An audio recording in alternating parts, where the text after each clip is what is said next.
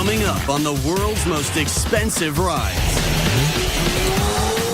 An exclusive speed machine from the supercar capital of the world.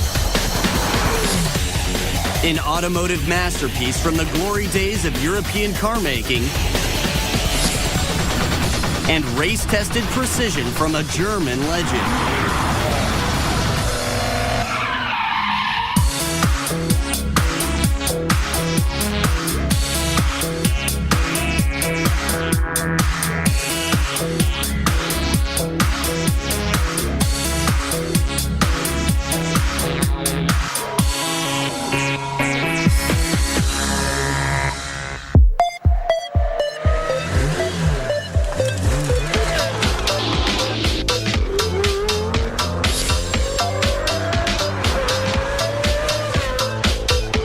Supercars to architecture, art, and food, Italian good taste is world famous. But the land of Ferrari and Lamborghini has given the world one fast car you've probably never heard of. It's one of the most expensive, high-performance automobiles in the world, with radical good looks that leave most of the competition in the dust. Meet the $694,000 Pagani Zonda F.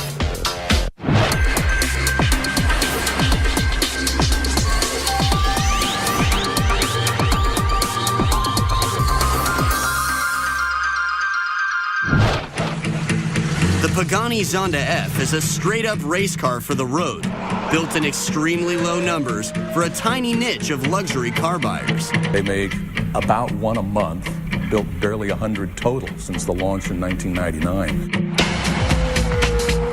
which is part of what makes it interesting. This gleaming beauty measures 14.5 feet long and only 44 inches high. It weighs just 2,700 pounds, despite an insanely huge Mercedes engine. A 7.3-liter V12 tweaked to produce 602 horsepower. The resulting power-to-weight ratio is double that of a top-of-the-line Ford Mustang. No wonder the Zonda screams from 0 to 60 in 3.6 seconds. Top speed, 215 miles per hour. When you accelerate, you feel this brute force that is pushing you against the seat due to the relatively low weight of the car. We are talking about 1.2 tons, which is extremely low when even your average car is 1.4 tons or more. This powerful statement is the result of one man's lifelong dream. As a young man, Argentine-born Horacio Pagani moved to Modena in northern Italy, and inside a decade, he turned himself into a modern-day Enzo Ferrari, except that Mr. Pagani's life story is even more amazing. Horacio Pagani was born in Argentina, and as a young boy fell in love with the exotic sports cars from Italy. Ferraris, Lamborghinis, Maseratis. In his early 20s, he up and moved with a young bride to Modena, actually started out sweeping floors at Lamborghini, and moved his way up, a self-taught genius with materials and engineering. For his own line of outrageous automobiles, Mr. Pagani took his inspiration from two very diverse sources. His countryman, Juan Manuel Fangio, a 5-time Formula One champion, and the Renaissance genius of design, Leonardo da Vinci. Horacio's small team developed a prototype in 1992, and after successful wind tunnel tests, formed an alliance with Mercedes-Benz to provide the formidable engine. The first Pagani creation launched in 1999. The Zonda F followed 6 years later. Horacio opened a 9,000-square-foot factory in Modena, just down the road from many of the biggest names in supercars. Pagani comes from Modena in Italy, a small town, 20 square miles, where you have, it's essentially supercar central. You have Ferraris, Lamborghinis, just about every supercar you can think of is in this small, compact little area. Today, Pagani employs 53 designers, craftsmen, and engineers. The carbon fiber is molded in-house. Every Zonda gets around 500 man-hours of tender love and care. Like all the best designed machines, every Zonda's form serves a serious function, right down to the titanium screws that hold the car together. The dramatic design creates 1.5 tons of downforce. Downforce is created mainly by a completely flat underbody, so air that comes from the front goes underneath the car. It is compressed and accelerated, and it is then extracted at the rear diffuser. If you go to a racetrack, you can choose you want a high downforce setting or top speed setting. It's fully adjustable to what the customer wants. And on the car's rear, the ceramic exhaust cluster stands out as a Pagani trademark. Inside the car, the driver rides inside a roll cage made of an industrial-strength alloy, enveloped in fine leather and polished carbon fiber detailing. The emphasis is on comfort, safety, and control. As soon as you get in it and you drive it, you immediately feel connected to the road. You can feel what the mechanics are doing. You can feel what the tires are doing on the road. Of course, you have this 7.3-liter AMG engine behind you.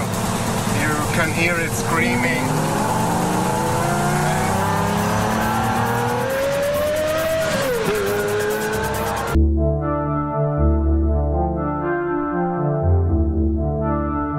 For all its power, the Pagani's design delivers the most unforgettable impact, just as the creator intended.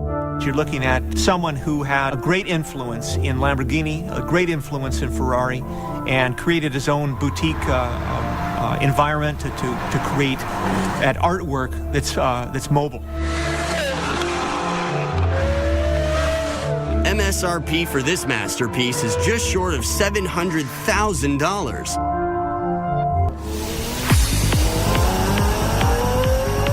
The Pagani Zonda F, an automotive work of genius from the home of the supercar, and an experience you will never forget.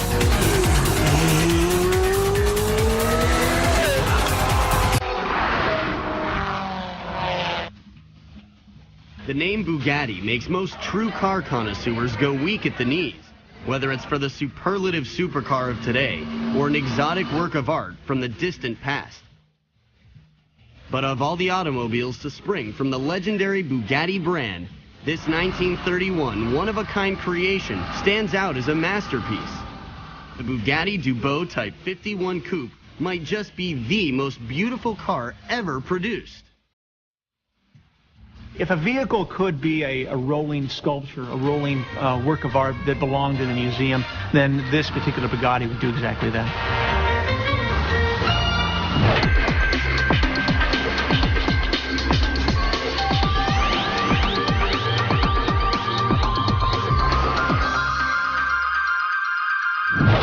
A curvy creation with a throaty roar. This high-performance machine packs an 8-cylinder supercharged engine, churning out 185 horsepower. Because of its small size and extremely light-gauge body panels, the car weighs just 1,650 pounds without the engine, about a half-ton less than most modern supercars. It's part of the Nethercutt collection near Los Angeles, run by cosmetics tycoon Jack Nethercutt, and home to hundreds of millions of dollars worth of automotive history. But this particular Type 51 is one of the Nethercutt's most valuable treasures, worth an estimated $4 million.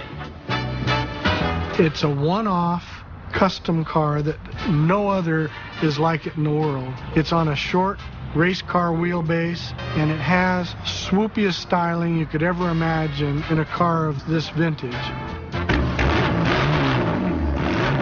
Its beauty and performance exceed even Bugatti's renowned heritage.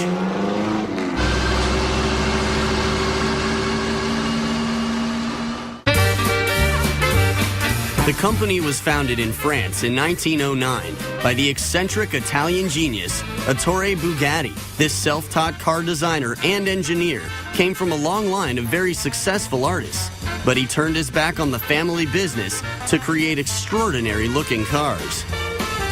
Bugatti attracted the cream of European society. The Bugatti was driven by very wealthy people, playboys of the era, race car drivers of the era, anyone that wanted to show off and had the money to do so.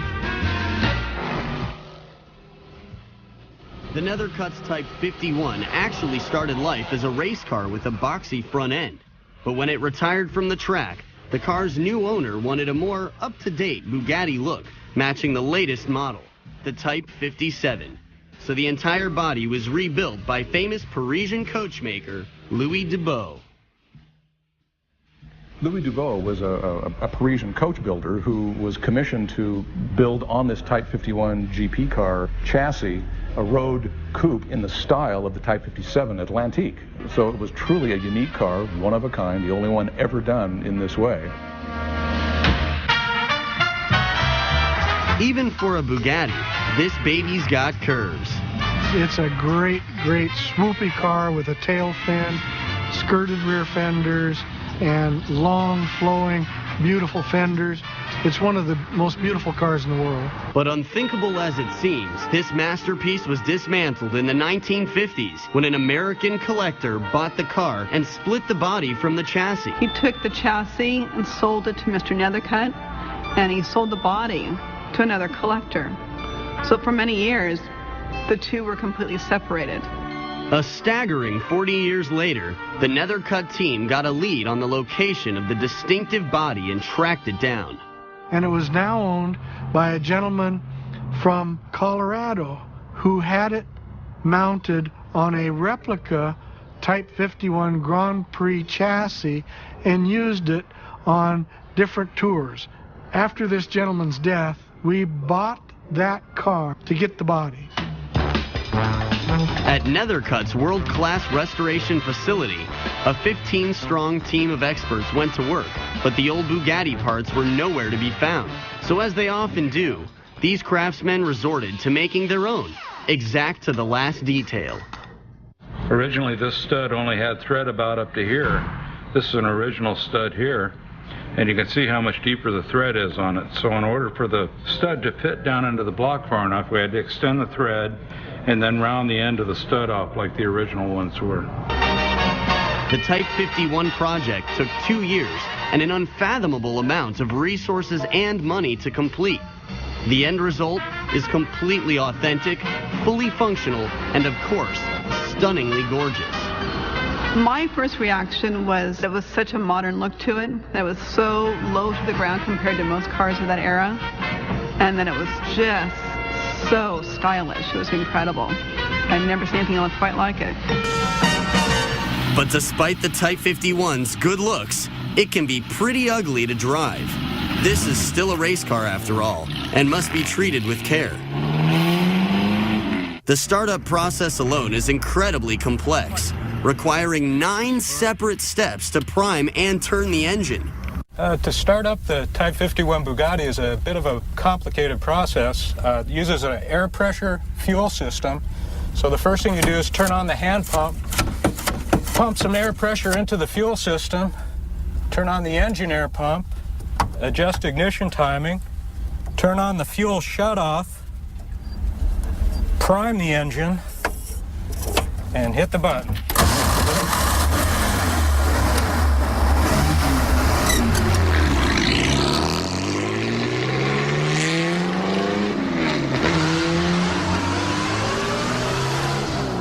The resulting roar is as breathtaking as the car's visual impact.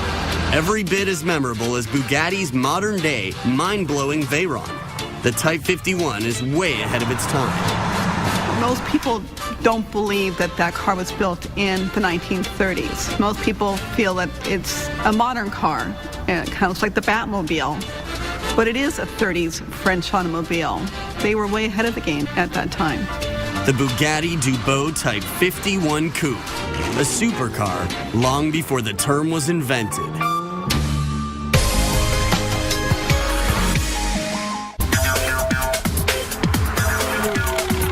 Only one car packs German precision, history, and performance in a thoroughly 21st century work of art on wheels.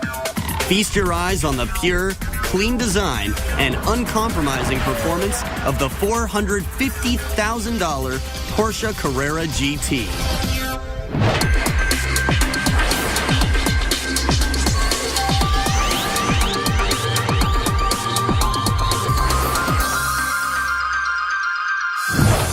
The Carrera GT commands the road like few other automobiles. Light, powerful, but understated, the GT spans 6 feet across and stands less than 4 feet high. The latest in ultralight construction techniques means the car tips the scales at a skinny 3,000 pounds, including a quarter-ton, 5.5-liter V10. Well, with the Carrera GT, you have a very powerful, very high-revving V10 engine. You've got an 8,000 RPM rev level when it's producing 605 horsepower.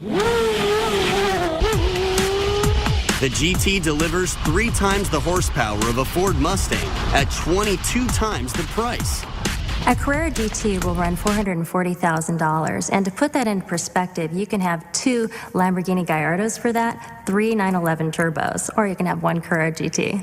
This impressive vehicle came to life at Porsche's $173 million factory in Leipzig, Germany. A team of craftsmen worked for 130 man-hours on each car. They created the perfect handcrafted package, tied together in a taut, one-piece carbon fiber chassis. The GT boasts a completely new kind of chassis for a road car. It's an all-carbon fiber design called monocoque, or a structural skin. In monocoque construction, the bodywork and the frame are essentially one unit. The underlying panels that give the structure its strength and its rigidity are fused to the body panels, so you end up with a single one-piece structure that serves both the purposes of the frame and the body. It's the first production vehicle with a monocoque chassis that is completely carbon fiber. And so are the engine mounts, another first. The brakes and clutch plates also have completely unique features. Heat-absorbing ceramic plates made of a carbon and silicone composite, fused together at 3,000 degrees. It's actually the first time this was ever done on a production vehicle. And a ceramic clutch is usually used in a race car because a ceramic is very good at diffusing heat. It allows the engineers to make it in a very compact, small area. And so they're able to put the engine lower in the car to create a lower center of gravity. Such game-changing technology makes the GT challenging to handle and very expensive to maintain. If you burn the clutch on a Carrera GT, it's a $30,000 replacement ceramic clutch. But no price is too high for the pursuit of the ultimate in speed and control. The GT has a rear spoiler that rises up automatically to keep the car grounded on tight turns. The exterior body design is made to keep the car very planted to the road. It has a rear diffuser that channels the air, and that keeps you very steady at high speeds. Touches like this make this car one of the most advanced Porsche has ever made, but it still keeps some original flourishes. In traditional Porsche style, the ignition is on the left, and they do this because they feel that it's quicker to operate the vehicle. So you jump in, you start the car with your left hand, you put it into gear with your right, and you're off and running. The GT is so special because it was only manufactured for 2.5 years between 2003 and 2006. Only 1,270 were ever released, and a mere 600 came to the U.S. The car requires deep pockets and determination from anyone who wants to slap down $500,000 to own one. Yeah, it's one of the rarest vehicles on Earth, and there's about 900 left in the world. What happened to the other 300 GTs? Let's just say that the car's high performance can be unforgiving. The performance threshold of this car is so high that a little too much throttle input, a little too much wrong steering, depending upon how much throttle you're giving, the tail is going to be coming around. You're going to be spinning off the road real quick. The GT's weight and power means it excels in every department that matters for a discerning supercar owner. It's very, very responsive. If you just hit the gas a little bit, you kind of feel that. I guess for $500,000, it better handle pretty good. It's scary and really fun at the same time.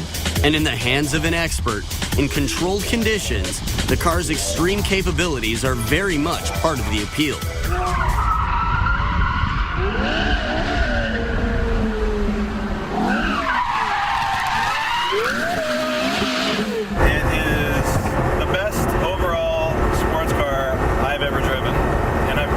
lucky enough to drive quite a few. This thing revs super quickly. It revs so quickly you can do that really easily. The Porsche Carrera is a pure speed machine, but it finds places to pack in interior luxuries too, albeit with subtle high-tech minimalism. This is a race car that's made for the road. There's no doubt about that. But when you get inside, you look around, everything's covered in leather, and you drive the car and you feel like you're very much enclosed in the cockpit. It's a supremely designed space that's intended to do one thing and do it well, and that is to keep the driver in control at high speed. That is pretty basic. You don't have a lot of the driver assist aids that a lot of the modern supercars have now, and you can turn the traction control off, and that's when the car becomes extra fun. Just like a high-performance Porsche should be, and then some. The Carrera GT. Exquisite German engineering and world-class performance from the priciest Porsche on the planet. And one of the world's most expensive rides. From the mysteries of mind-blowing extravagance to the science of record-breaking speed. Wild cars, crazy boats, killer bikes, and massive tarmac-shattering trucks. The priciest, prettiest, and most insanely advanced vehicles on the planet. That's just the way we roll on the world's most expensive rides.